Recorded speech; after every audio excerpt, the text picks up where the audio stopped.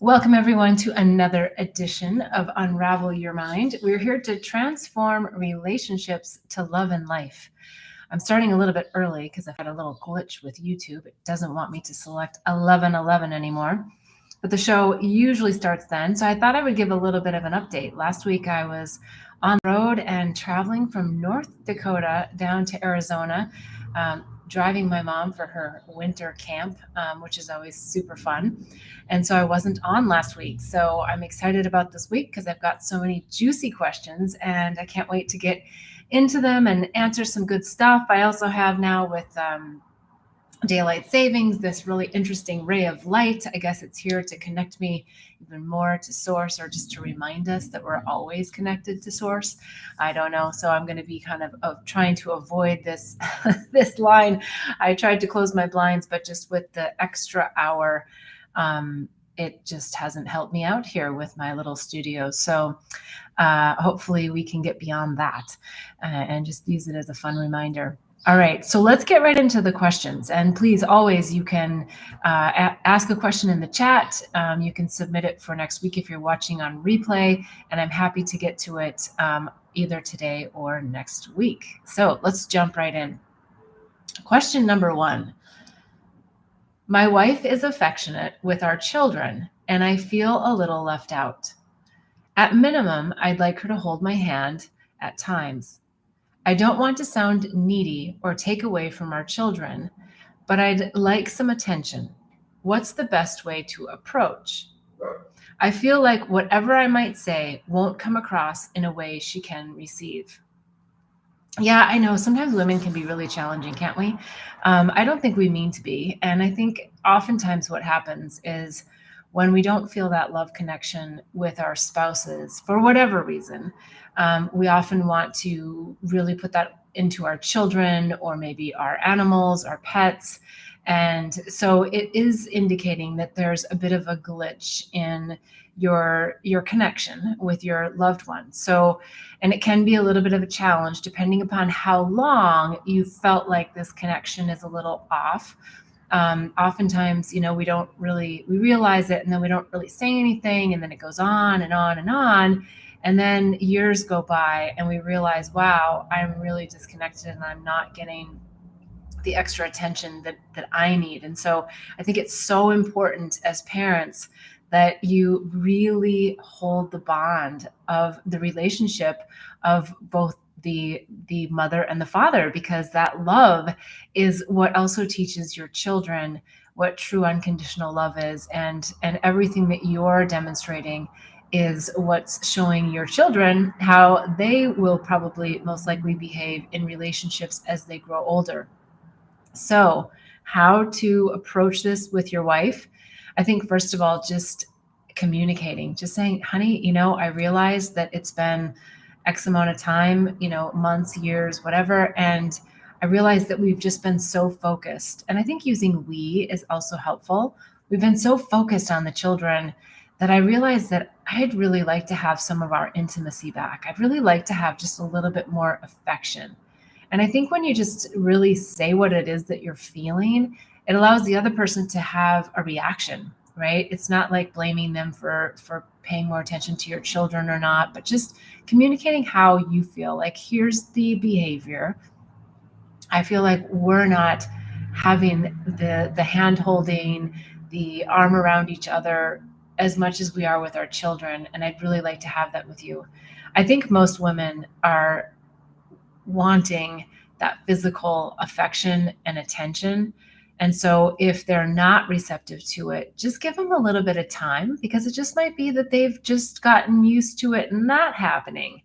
And sometimes women can get a little bit hard, like a hard shell around them in a way, like where they're like, yeah, I don't need that anymore. I don't need to rely on my husband or my man for that physical affection. If you're in that particular situation, hopefully you're not. But if you are, then just communicate. I think it's the best way to go about it. And if they're not open, give them a little bit of time and just stay on it, really in a gentle way, like just expressing your feelings and what you would like to see be different. and gently grabbing her hand and gently putting your arm around her, I think will make strides, even when she might kind of like pull away or feel a little bit shocked that the behavior's changed. I think women are pretty easily swayed back into being very affectionate because we actually do love that, and so do men, and that's why you're asking the question. And I so love that a man is asking this question. Okay, if there's any questions on that, please feel free to put it in the chat. I am super happy to have, we've got some live callers on, so that's wonderful. I'll look for your questions as we go along. Question number 2. There is so much talk about AI, and it's kind of scary to think robots will be taking over soon. What do you think about integration with AI? Should we do it to survive?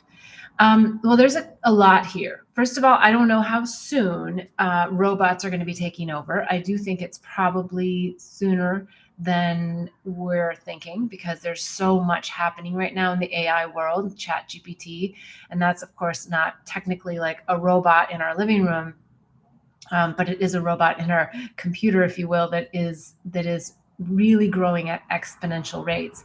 And there are robots, physical robots. In fact, I was just in Denver Airport, I think it was, and I was in the United Lounge, and all of a sudden there was this robot that was going around the lounge as a trash receptacle, right? So it was going to different areas, waiting for people to put trash in them.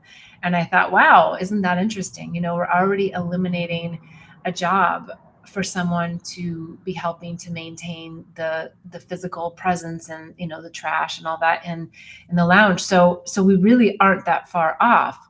I think we hear from thought leaders like Elon about how the robots are right here with us, and the concerns that he has about all of this.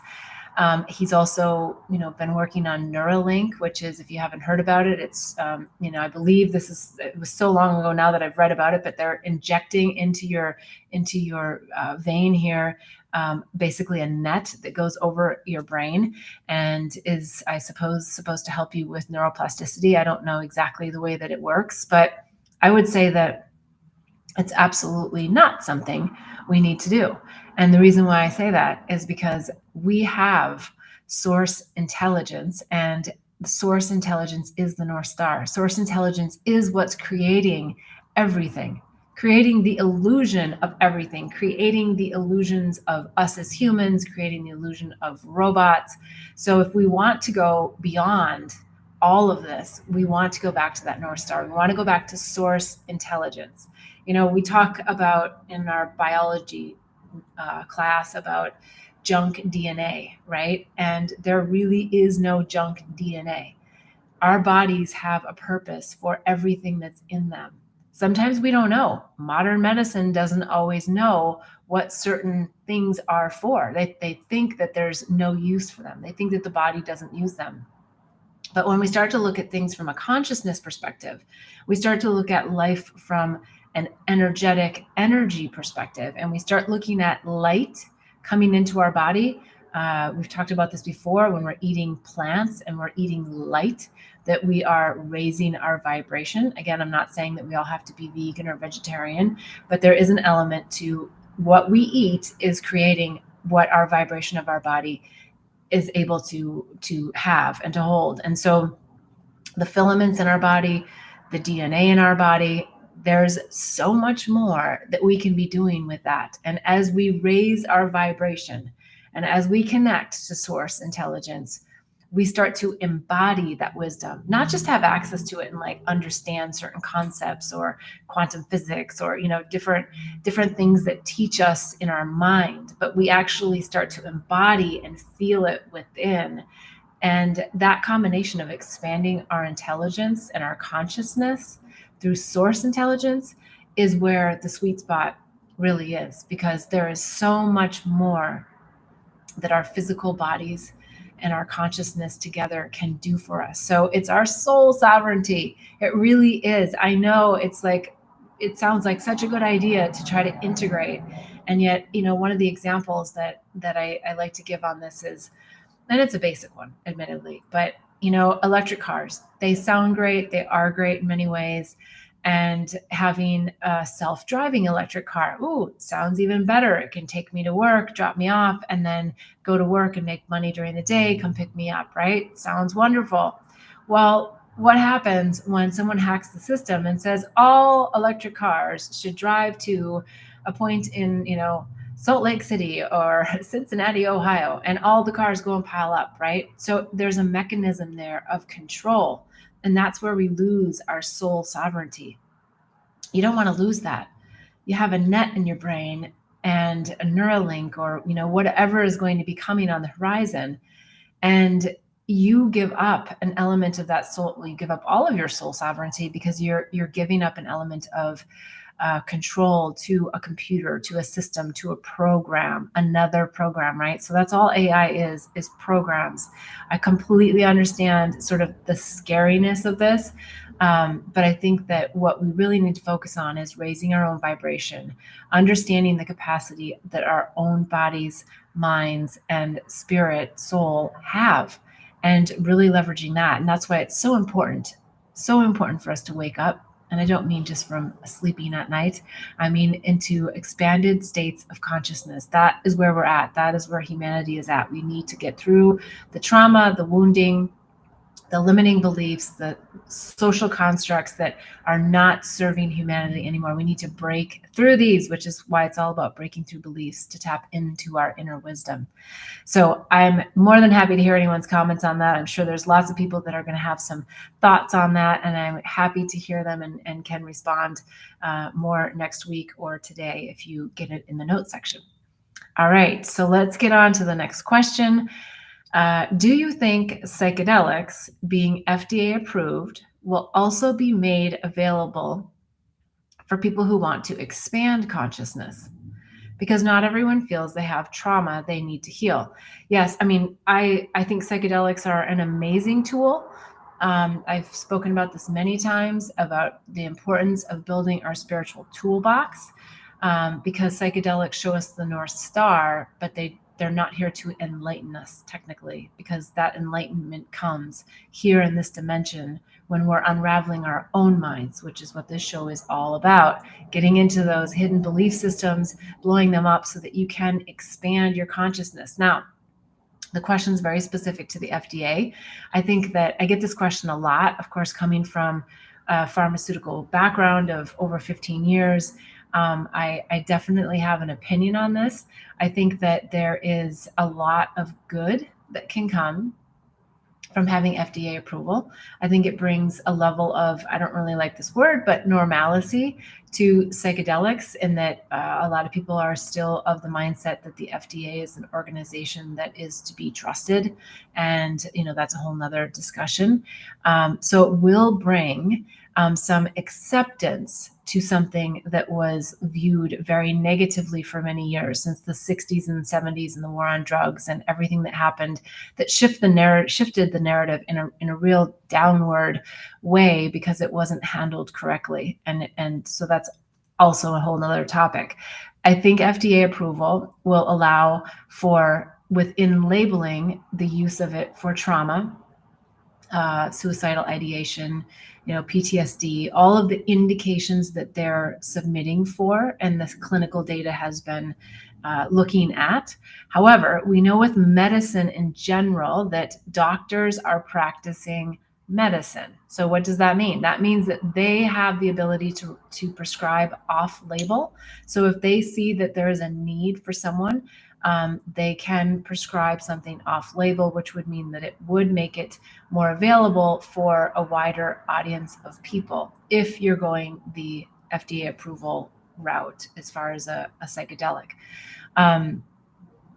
Sometimes the glitch is insurance, right? So if you don't have the code, the ICD-9 code for PTSD or for one of the conditions, then it can be harder and sometimes impossible to get coverage. So that will probably be another part of this that will play into the mix. But there's lots of people, lots of organizations working on insurance coverage. Now, with that said, there's still underground use, and I am not encouraging illegal activity in any way, but there are options. There are places that you can participate in organizations that are certified for certain psychedelics.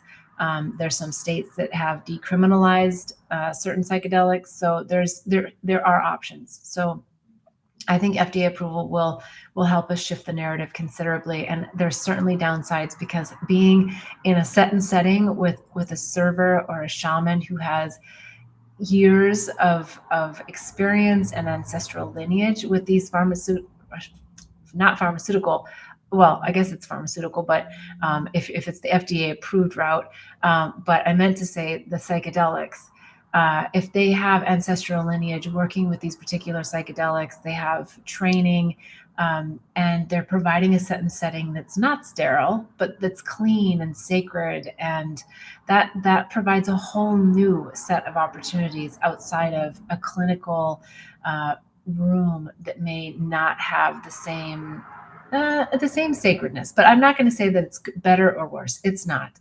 They're all providing great opportunities. So it's really about you feeling into what is the best thing for you. All right, let's go on to the next question. Even though I am aware of a trait that I have, avoider / overly self-reliant personality character trait, I want to change it, but I don't know how. Well, I see these as two very different things. So I see the avoider character trait a little bit differently, a lot differently than the overly self-reliant, but you're putting them together because both of them seem like they're a characteristic trait about yourself that you're seeing and you'd like to shift this. The avoider is all about you not wanting to be in touch with your own emotions, right? So you're avoiding having the confrontation because you don't want to be telling someone else how you're feeling, and or you don't really want to hear what they're feeling because you're not ready for it. You don't actually want to hear it. You don't want to deal with it. You don't want to have the conflict. So that is, I think, a really important, number one, it's really wonderful that you have awareness around this, that you are an avoider, because sometimes it takes us years to realize that we've actually been avoiding something. So I think, first of all, pat yourself on the back for knowing that you are an avoider. Second, I would say push yourself to really feel into those moments where you go, oh, I just recognize that I'm avoiding this person, I'm avoiding this topic, I'm avoiding this subject, whatever it is, that you actually then break through in that moment. And you say to yourself, okay, I'm going to lean into this. I'm not going to walk away. I'm not going to try to change the subject. I'm going to really sit with this. And if you're not able to, like, I know sometimes it's difficult. If you're not able to in that moment, that you really sit with yourself later and you just feel into it from a different perspective to see, what is it that I could be doing a little bit differently with myself and my interactions with others, so that I'm not continually avoiding.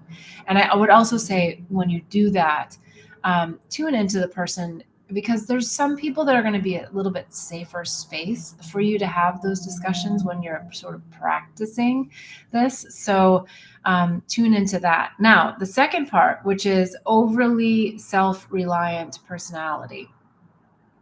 How do I change this? Well, first of all, I think asking for help, I think it's so basic, and a lot of times we don't do it because we see that as a weakness. And it doesn't have to be that you're helpless, right? It just, maybe there's just times where you just say, hey, can you help me grab my luggage down from the top of the storage container on the airplane? Or, oh gosh, could you help me with this? Or would you mind to just help this? Or whatever that little thing is. Like, start with the little things, right? And then start realizing, like, when they're bigger things and you're not asking for help, they're like deeply emotional things, because that's, I think, where this is connecting, is that deeper emotion of not wanting to ask for help. Asking for help. And maybe, I like to change the word, actually. I oftentimes stop myself from using the word help, and I use the word assistance. It really depends upon whatever vibration fits most for you between those two words, because some people might have a reaction to assistance. But I like to think that we're here to help each other and that we assist each other, right? That it's like, it's a team effort. And so I often reframe that as, asking for assistance, asking for someone to collaborate with me on something. And sometimes it's just genuinely saying, can you help me do this? Or can you help me see this differently? So I would highly encourage you to just practice again with people that you feel you can trust, right? Because if you practice with somebody who's harsh and who's going to just say stuff that's going to hurt you, it doesn't help you to sort of break through that pattern. And if you don't know who those people are that are safe to do it with, just try it. Just try. And you can always journal about it later. And that's the work, right? The work is actually doing it, moving it forward, and then reflecting on it and just saying, how did that go for me? Right? We don't do everything perfect the first time, although everything is perfect and divine.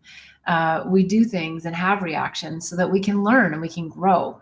So hopefully that's helpful. I'm so happy to hear that this person is actually so in tune that they know that they're avoiders and that they know that they're a little bit too self-reliant. Because when we help others, how do we feel? We feel great when other people let us help them. So just, switch the lens a little bit and see how you might actually be helping a lot of other people feel really, really good by you asking for a little bit of help and not coming across as, so I'm self-reliant, I don't need you, right? People want to be needed. All right, next question. I'm seeing here on the chat, it says, does that person not like helping others? That's a great question. And I think that fit right in with what I was just saying, that I don't know for sure, but I believe that most people genuinely like helping others. So yeah, let's help each other, right? The more we can help, even when someone doesn't need help, maybe just making that effort to go out there and say, hey, I'd love to help you with this, right? It can be, even better if it's strangers. Hey, let me grab that crosswalk for you, that crosswalk button. Hey, let me pick that up for you. Like, I see that, you dropped that. All of those things, they make us feel like we're connected and in community. So yes, absolutely. Thank you for that comment. Okay, let's go on to the next question. I have an unconscious fear around intimacy and connection in relationships. I know how important it is, but feel it's important to build up my own foundation. How do I do this? So I think a lot of people, it's really interesting, isn't it, that a lot of people have issues with intimacy. And why is that? We could talk about sexual intimacy, we could talk about emotional intimacy, we could talk about a lot of different levels and types of intimacy.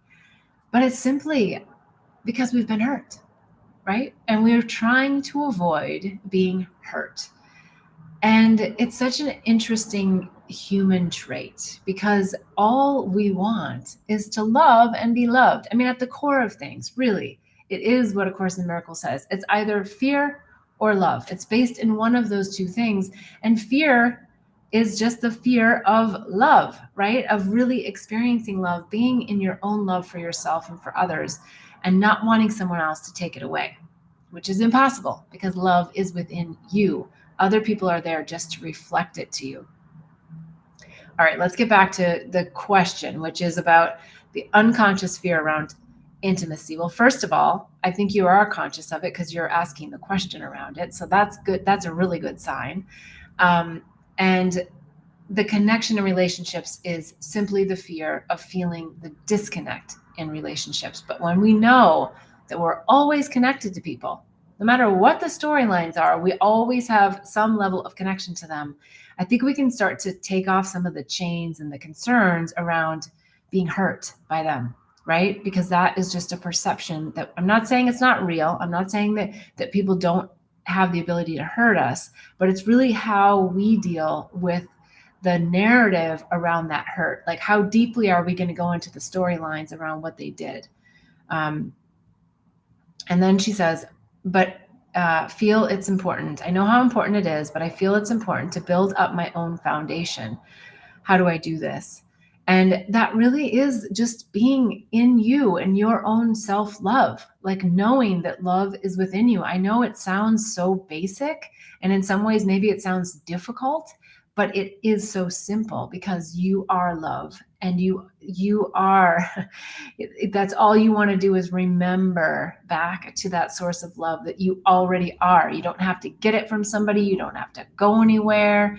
It's always there. It's just you wanting to get in touch with that. And I always find it fascinating. Each week I feel like there's kind of a theme that starts to run through, from various different people, these same kind of threads, because it's coming to me, the person's question before, is also about this fear of love and being in touch with their emotions. All right, let's go on. Okay, so because we tend not to want to do things, we don't like to be done to ourselves, maybe. Yeah, that's a great comment as well. Because we tend not, well, I think I'm reading that wrong. Because we tend not to want to do things we don't like done to ourselves. Yes, thank you. I love the comment. Okay, next question. I've never really built a solid sense of self, which I think has created a weak boundary, which allows me to be penetrated by other people. Actually, I think this is sort of a part two to that last question. I've never really built a solid sense of self, which I think has created a weak boundary, which allows me to be penetrated by other people. Any recommendations on how to be confident with who I am? I think it goes back to what we were just saying. It's all about self-love. It's all about knowing your strengths and knowing, some of your areas of opportunity. I'm not even going to call them weaknesses because I think they're set by you for you to learn. You've set these things up so that you can learn more about what it is like to be in love with yourself, in love with life, and having an experience that's positive. Yes, we have ups and yes, we have downs, and it's always about getting back to that blissfully neutral state. So I think for this person, the question from before was also very, very linked in. And maybe a simple practice could be for you is to write down in your journal every morning 5 things, 10 things that you love about yourself. We do not spend enough time reflecting on the things that we love about ourselves. Why we get programmed with these ideas that we need to nitpick ourselves and identify all the things that we don't think are good about ourselves. It's silliness. So every time you hear yourself say something negative, that negative self-talk about, oh, I'm not good enough, or this happened, come up with a positive, because there's more positives than there are negatives. And the negatives are just there to teach you lessons. All right, let's go on to the next question here. How can we manage other people's energy? How do you know what's yours versus someone else's? If I'm in my power, how does that feel and work? Okay, so if there's someone in your life right now that you actually feel you're in your power with, just like there's a friend or a family member or somebody that comes to mind and you go, oh yeah, I really feel in my power when I'm with them. Feel into that for you. What does that feel like? Where do you feel it? How do you feel? And start taking that feeling, meditate on that feeling of feeling safe, that feeling of feeling vulnerable, but yet heard, of being able to be vulnerable, being able to share your emotion, right? And really feel into the energy between you and that person where you feel safe. That's your power, right? That's your power place. But what we want to do is we want to get to a place where we don't need someone else externally outside of us to validate us, to help us to feel that we're okay. It's okay that there's people out there that do that. That's great. I'm just saying that your question is about, your own personal power. So you want to get into your personal power so that it doesn't matter what anyone around you says or does. You just keep coming back to that blissfully neutral state because you know who you are. You know what you're here to do.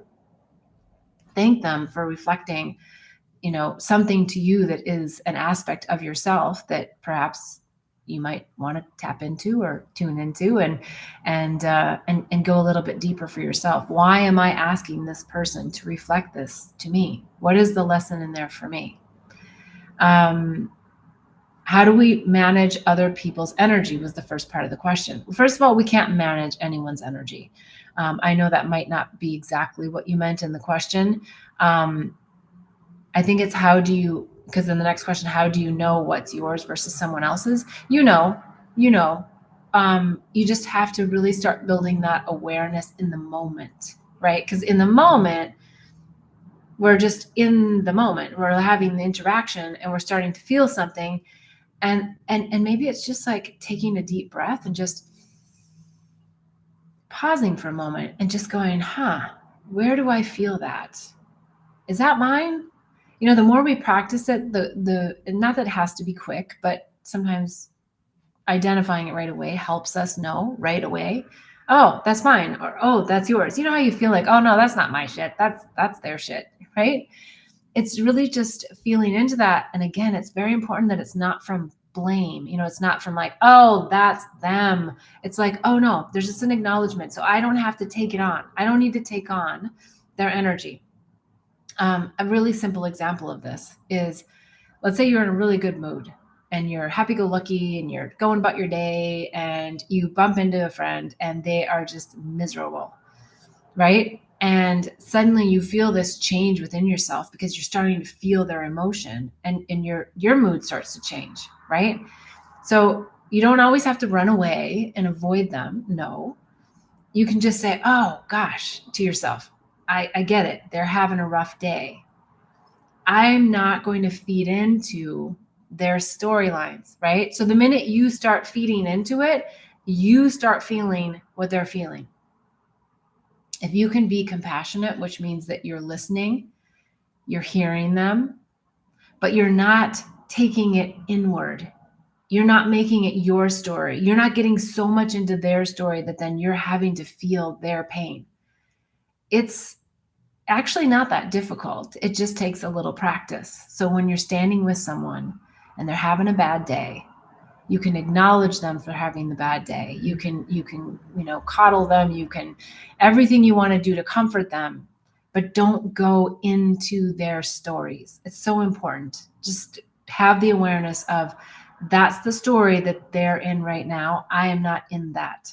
And I think that starts to help you separate like what's theirs versus yours, right? Is your listening skills and abilities to go, ooh, not mine, it's theirs. I mean, the example I gave is one that's a little bit more obvious because you're in a good mood and they're in a bad mood. And sometimes there's those grayer lines where it's a little bit harder to tell because you're having a conversation, but just catch yourself. How deeply am I in the storylines? And that will help you a lot. All right, let's go on to the next question here. How do I keep my heart open, be compassionate, and yet not allow it to take over? I often take it on as my own, and I want to stop that. Okay, so this was also a part 2 to that previous question. And I think we answered that. I often take it on as my own, and I want to stop that. Just don't get into those stories, right? Recognize that it's theirs and have compassion for them. But being compassionate does not mean that you are in their story, right? It's a really fine line there, and it's a really important one. Okay, let's go on to the next question. What's the difference between being critical and being helpful? And now this individual has given me a little bit of a scenario that I'm going to read, which will help be able to answer the question. But the question is ultimately, what's the difference between being critical and being helpful? I know sometimes my friends are trying to help me, but it sounds critical. Is this person narcissistic or just doesn't know how to communicate? Chances are they just don't know how to communicate, but it depends. Or am I being too sensitive? For example, I have a good friend who is often concerned with how I look. I stopped by her the other day after a workout and she was telling me how I should spend more money for my hair and what I wear, and telling me how I should try harder to lose weight. I did not defend myself as I believed she was coming from a good place. She just contacted me. Actually, I'm going to stop for a moment because it's so interesting because this really connects into a question a little while ago about, right? Some people understand the value of wanting to help others because it makes them feel good, right? So if you feel like she was coming from a good place, then she probably was just trying to be helpful because it made her feel better. Now, only you know because you were there, I wasn't. But if there was, and maybe you're going to go on to it a little bit more in this example, if there's the energy of, a tonality about it that feels like incredibly judgmental or maybe hurtful or comparative or any of that, then I think, well, maybe, I don't know if I would go so far as to say a narcissist because you would ask that, but I would say that there's someone who's very self-critical of themselves and now they're projecting that onto you. So either way, I would love them. And what I mean by that is I would, in my mind, thank them, and you can also say it verbally, but thank them for their contribution. Say, thank you. That's very kind of you. I feel you're saying that from a loving place. But I actually feel okay with myself. And, yeah, maybe I could take things up a notch a bit, but, I feel good where I am. So I think you participating in the conversation is helpful for them too, because sometimes then they keep going on and you're like, no, stop. So I'll go on with the individual's question here. She just contacted me to contact her friend's daughter because she thought she could help me. Okay, well, so maybe she's going a little too far, right? I told her I am not sure what I need to ask, so I will when I am ready. Okay, that's fair. You gave a response. You said, yeah, thanks. I'll ask when I'm ready to. She said I should ask her where she gets her beauty related things done for the future. Sounds a little pushy, just a little bit from your friend. I have met her a few times. I felt uncomfortable calling her and asking something I am not sure what to do. I need to ask. Not sure what to do or need to ask. After I kept repeating myself a few times, she just sent a thumbs up emoji, which I felt a bit sarcastic. What do you think? I think you guys were just on two different pages. I think she just really wanted you to take her feedback and you were really like, why are you even giving me this feedback? Which is totally fair.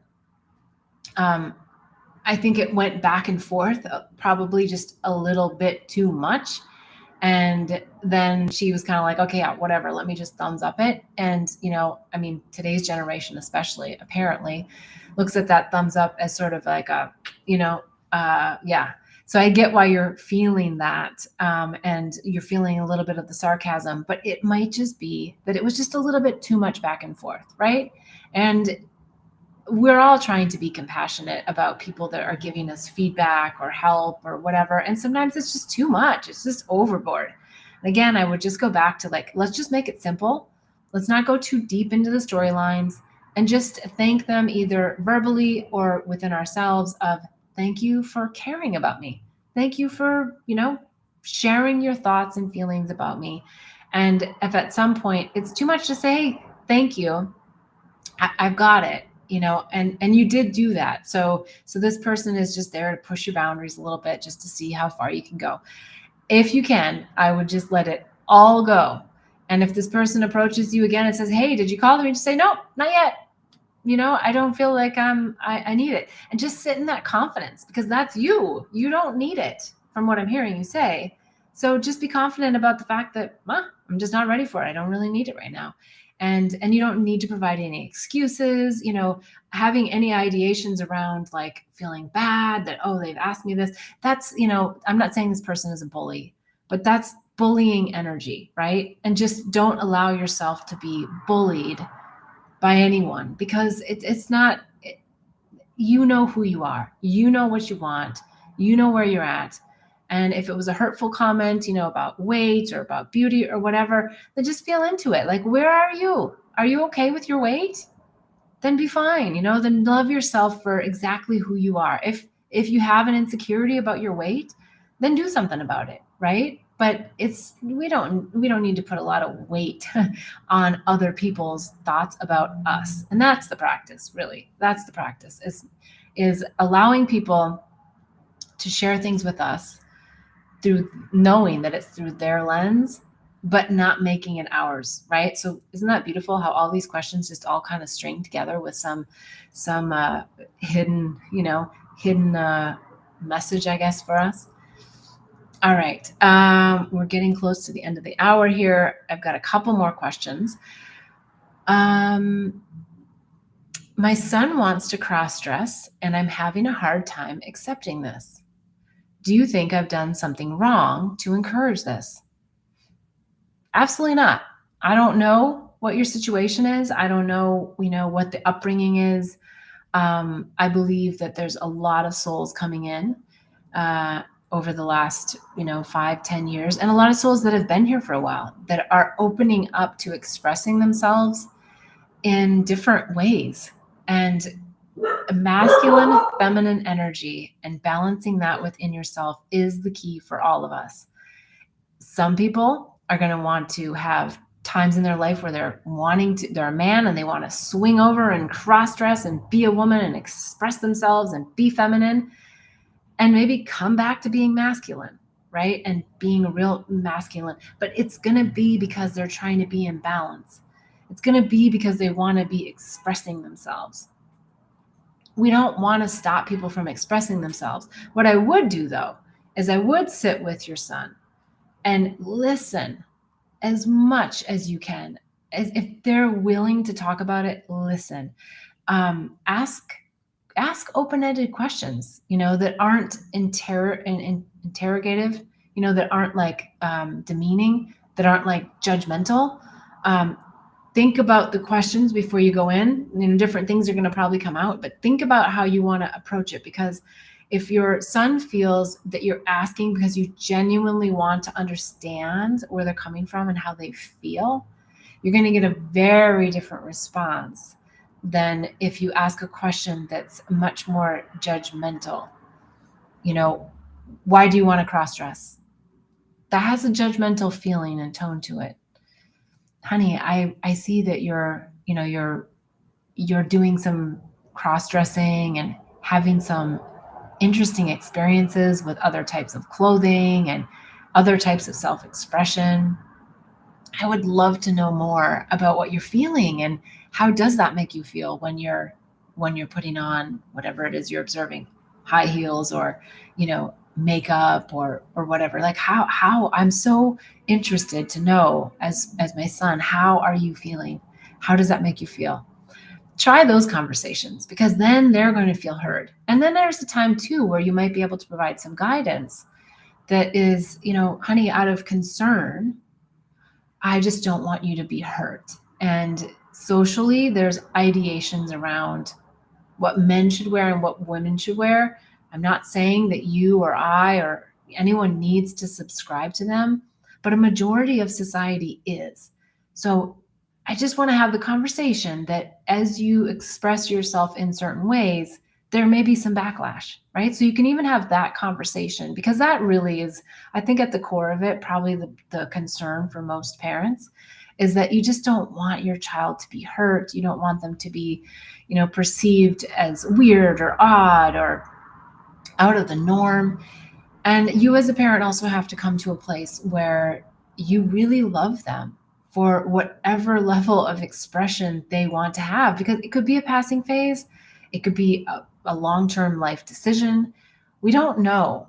But what we do know is that when we don't accept people for who they are in that moment, we always lose them. We lose some part of them. We lose some part of their trust in us because they don't feel safe.